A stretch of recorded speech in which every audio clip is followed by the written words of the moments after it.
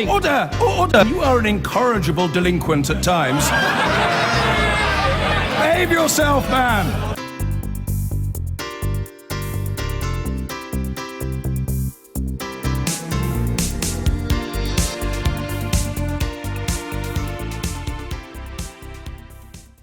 At the Aspiration Tree, dreaming big is what it's all about.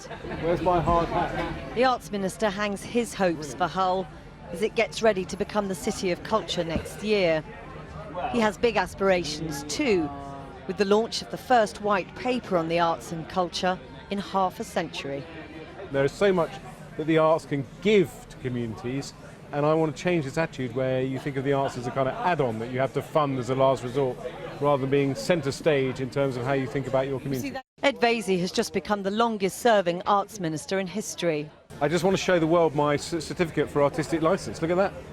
And it is the picture he paints of a cultural landscape relatively unscathed by government cuts and austerity, which most troubles his critics. Yeah. If his vision is to work, it has to work in places like Hull. It's one of the poorest places in Britain, with low levels of educational attainment, classic barriers to engaging with the arts. I mean, one of the arguments is that they think, you know, the arts, culture, it would improve people, it improves people's lives, you know, to go to the theatre, to go to museums. If you've got the money to do that sort of thing, yeah, then fine. But it's sort of thing like if you're on the breadline, you've got no chance of enjoying things like that. The government's expecting you to live off roughly around about £7 a day. Like Alison said, how can you visit going places, bus fare off £7 a day? It's just becoming ridiculous. You've got to have that core basis of funding. It's paramount. You know, there's all this talk from the government about levering in more funding, which is great. We're working in partnership, finding new areas to be more resilient and sustainable. But you need that core level of funding underneath. Yeah, no, I agree. You know, some people will see me as trying to pass the buck, and that's fair enough. But I've only got a limited amount of money from the Treasury, which then gets passed to the Arts Council. But if you can show, you know, that something like the Hull Track Theatre Company has an impact on the health and well-being of communities, there's no reason why the local health authorities shouldn't play a part in supporting your work. If you can show you're having an impact in how well kids do at school, there's no reason why the council can't look at some of its education money, or indeed the schools themselves. School is very limited, funding is getting less and less, and it is such a shame, but this is an outlet, and it is a shame that schools cutting stuff like that, but this is a creative outlet for those people to experiment and have fun in a safe environment. It's a really good point that Laura makes, isn't it, that this is fantastic work that has really helped her and is part and parcel of your white paper. But if it's not happening in education, there's a real problem, isn't there? Well, I think that something like the Youth Theatre Group supplements what can happen in schools, and you know, there is a big debate going on about the place in arts education in schools. I keep telling people that I support my education colleagues because I think what they're doing is still supporting arts education. The vision is of a cultural landscape which better reflects real life. I think we are holding ourselves back by not being, by the arts not being much more diverse, because we're not hearing stories from different communities, fantastic stories that they have to tell, and we're not engaging with communities who can bring a lot to the arts. The question is, can he deliver? Well, Jackie Long with that report from Hull. Ed Vaizey, the minister, who you saw there in her film, joins us now with the artists known as Bob and Roberta Smith. Lovely to have you in one piece. And film producer Uzma Hassan and the wordsmith George the poet. Uzma, I want to start with diversity because that's in a sense where we arrived at the end of the film. What's your points that you'd like to put to the minister?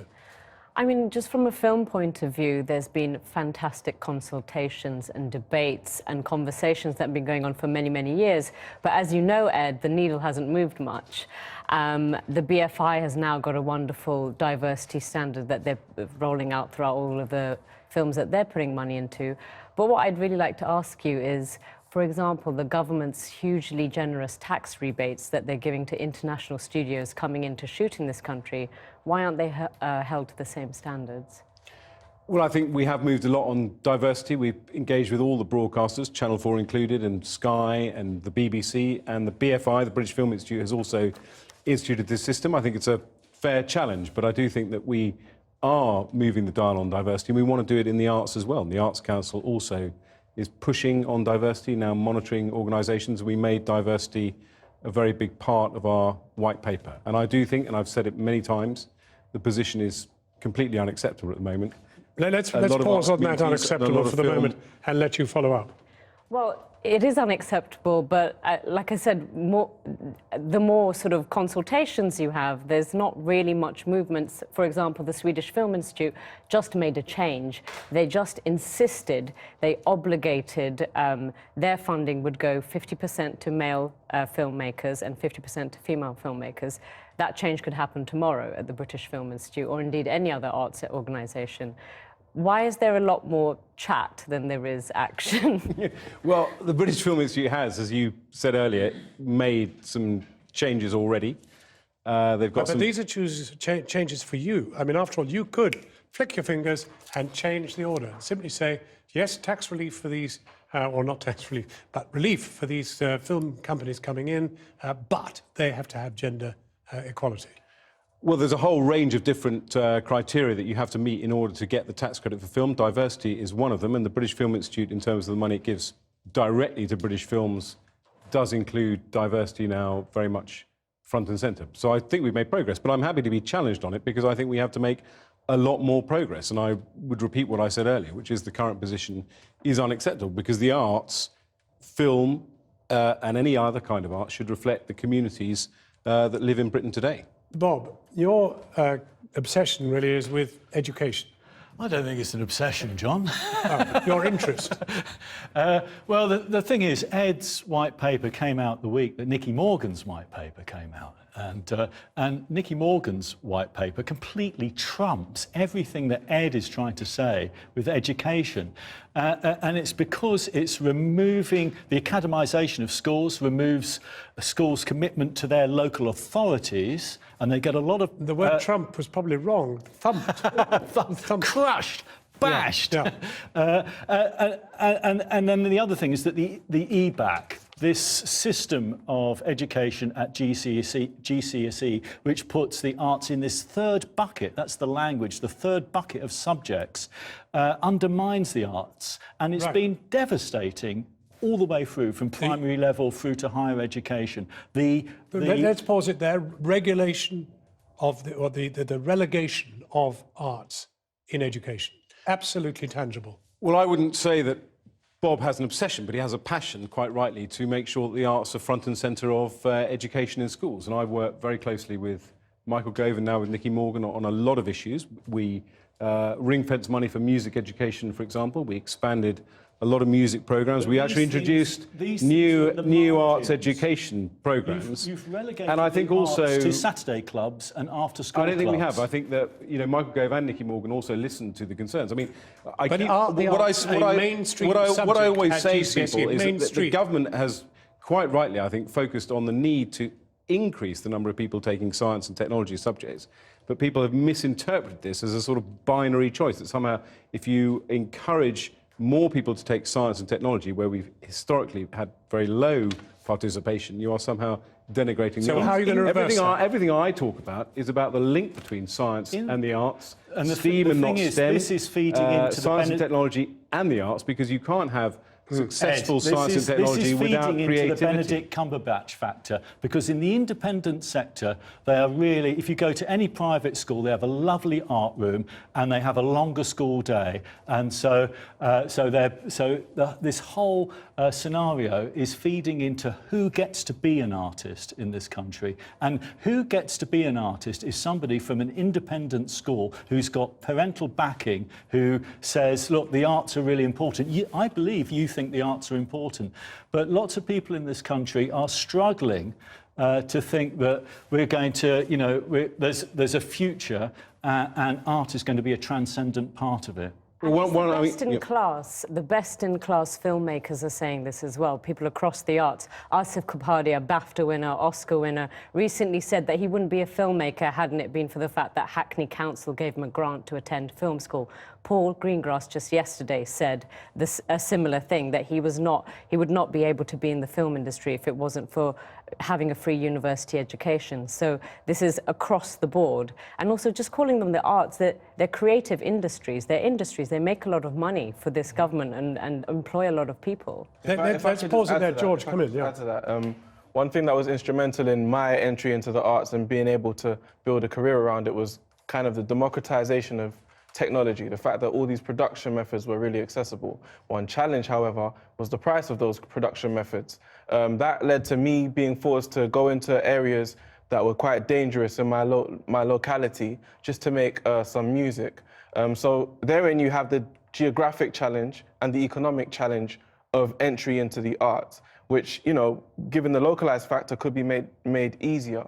So in what way will you localize the arts, and what commitments have you made to overcome some of those economic challenges? Well, I'll try and bring quite a lot of points together. First of all, I mean, in Paul Greengrass's article, he was very kind about the work that I've done in terms of supporting the creative industries, in terms of supporting tax credits, precisely because I do recognise they are an industry. And but everybody says you are a tremendous talker. What you say is wonderful, but the problem is you are squeezed to death by the people who surround you.